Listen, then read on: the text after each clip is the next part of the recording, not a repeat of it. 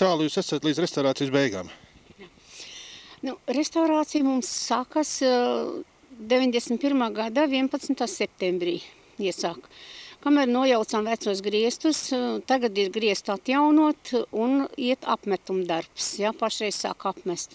Nu, mēs ceram, līdz Ziemassvētkiem būs apmesti griesti un sienas, un arī cerē grīdu vēl ielikt, tik cik vajadzīgs ir. Jo dabūja ķieģeļus izņemt ārā, tāpēc, kad nebija ko karnīzes mūrēt ārpusē. Nu, šitie tagadējie ķieģeļi neatbilst tiem izmēriem, kādi bija agrāk ķieģeļi. Jā, tā. Nu, jūs te nesen mainījāt krustu baznīcas tornī un lodi. Mūs sasniedz tāda interesanta ziņa, ka tajā lodē ir kāds interesants un vēsturisks atradums. Vai tā ir tiesa, un es skatos, atradums jums ir rokā. Pastāstiet lūdzu mazliet par šo te atradumu. Jā, vēsturisks. Tā tornī bumba bija sašauta, un tāpēc bija jānoņem tas krusts un tā bumba, lai bumbu varētu atrestaurēt. Nu, attaisot bumbu vaļā, Mežtibā Aigars bija tas, kurš bija pirmais, kurš attaisīja un uzgāja šitā te patronu tādu. Nu, attaisīja vaļā, un tur bija attiecīgi šitāds te dokuments. Nu, viņš ir garāks, vai ne? Te vēl ir otrā pusīte, jā, te tālāk abās pusēs. Un tas ir vācu valodā, veco laiku rakstā. Kāds bija veco laiku. Nu, es iedevu, man meita brauc uz Rīgu. Es iedevu līdzi, aizsūtīju uz Vēstures muzeju, lūdzu pārtūkot. Vēstures muzejs atteicās, aizsūtīju uz Vēstures arhīvu. Meita aizbrauc uz Vēstures arhīvu, tas kārtīgi reiz sūtīju uz tulkošanas biroju. Jā, kad, nu, tagad šis dokuments ir pārtūkots, ir latviešu, ir vācu valodā. Un ielikts atpakaļ tornī, ja, bumbā. Tagad es skatos, ka tā patrona arī ir cietusi, arī dokuments ir cietis ne tikai vēsturiski, ne tikai no gadu skaita, bet arī no lošu šaumiem. Tā tad ir uz torni šauts, acīm redzot? Jā, ir šauts. Bija toreiz dzīvoja tāds Sarapiks Jānis, viņš kāp noņemt krustu baznīcā, nokrita zeme un sasitās, viņš salauz kāju. Nu, pēc tam pārējie baidījās kāpt augšā. Jā, nu, tā kā kaimiņi te visi saka, kad Vītiņš Elmars esot šāvs, gribējis ar šaušanu nošaut to krustu nost.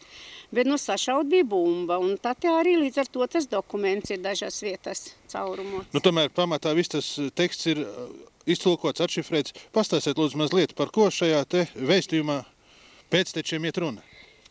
Par ko iet runa? Te iet runa par baronu von Ostensakenu. Kādreiz muižkungs barons von Ostensakens. Es jums rādīšu, tagad ir šitas te raksts ir latviešu valodā pārtūkots, un es viņu Rīgā konsistorijā, kas saka, pārkopēju, ja, rakstā. Un mums tāda centīga skolotāja Gunta Puķite, bija, kas to visu pārrakstīja. Un šis ir nokopētais.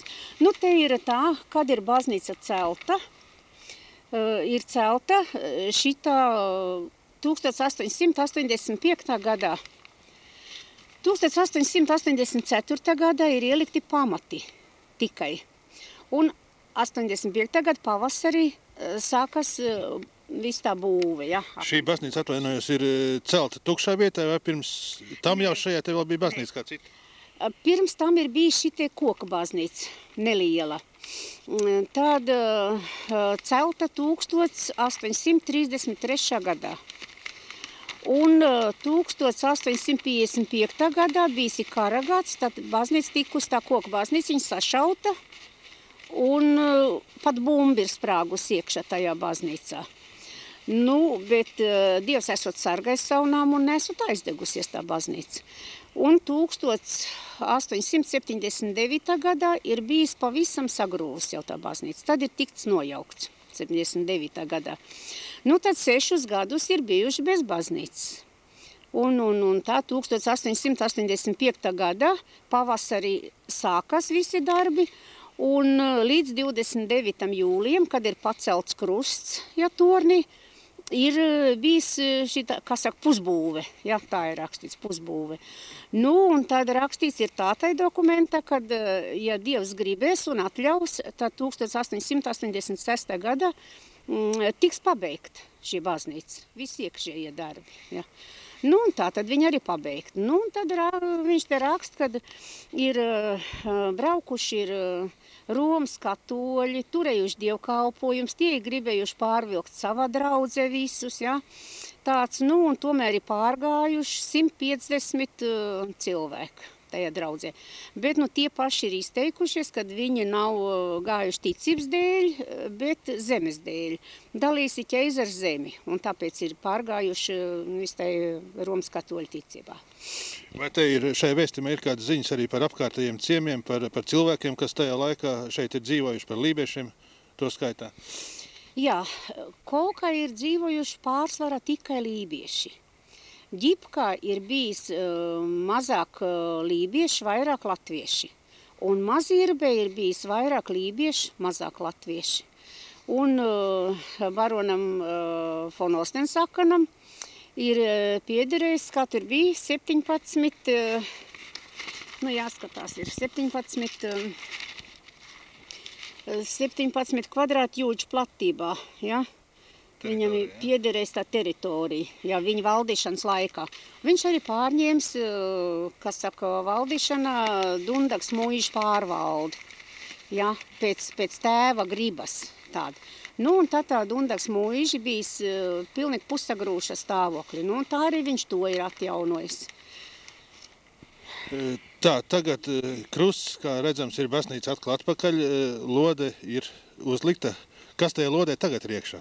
Kas tai lodē ir iekšā? Pārtulkotais šitas pats dokuments latviešu valodā un arī vācu valodā ir iekšā. Un es aizbraucu uz konsistoriju meklēt kaut ko vēsturei tagad, no šitiem laikiem. Jo te ir tā līdz 1912. gadam, kādi mācītāji kalpojuši, kādi bijuši, ja, un gribēju turpināt šito vēsturi. Bet ļoti maz dabūju, nu dikti maz pavisam. Tā no 1912. gada līdz 47. gadam nav nekas, pilnīgi nekāds dokuments. Nu, tur jāmeklē, laikam, valsts arhīvā būs. Un tad no tā 47. gada līdz 1956. gadam ir mācītāji. Un tā vēl līdz 68. gadam, kad šī baznīca tika slēgta. Nu, ir interesanti dažādi raksti, bet tos es iedevu skolā. Pašreiz mums skolotāji puķīt apkopo visu to vēsturi, ja, kāds tur būs tagad. Kad ir kas saka, rakstījuši ir lūgums, lai paņem to baznīcu, jo nav iespējams maksāt. Tas nodevs, cik liels bija jāmaksā. Ka tas nevar samaksāt, ja, tik daudz. Un draudzes locekļi, kas saka, atkrītuši, kā palikuši tikai kāds 6 draudzes locekļi. Vairāk nebija tādas. Es atvainojos, vai jums tur arī ir kādas ziņas par to, kāda ir šodien Kolkā luterāņu draudze? Kāda ir šodien? Šodien ir 60 draudzes locekļi.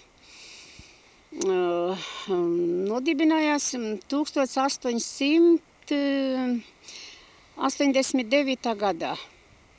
Un 89. gadā 11. jūnijā bija pirmais atsāktais dievkalpojums šī baznīcā. Nu, tad jau bija drausmīgs skats te vispār. Pils ar makulatūru līdz augšai, kas saka, līdz palodzēm augšā. Nu, to viss te daudz nāca palīgā. Kas saka, talkveidā mēs iztīrījam, ņēmam traktoru, to iztīrījam, un tā bija diktāts enerģisks jauns students, palīgmācītājs Andris Assis un Juris Semākins. Jā, un viņi mums ieteica, kas saka, tas ir viņa nopelns, ka te atsāk tos dievkalpojums. Nu, un tā mēs tagad turpinām līdz šim laikam, nu, padruskai nāk draudzes locekļi klāt.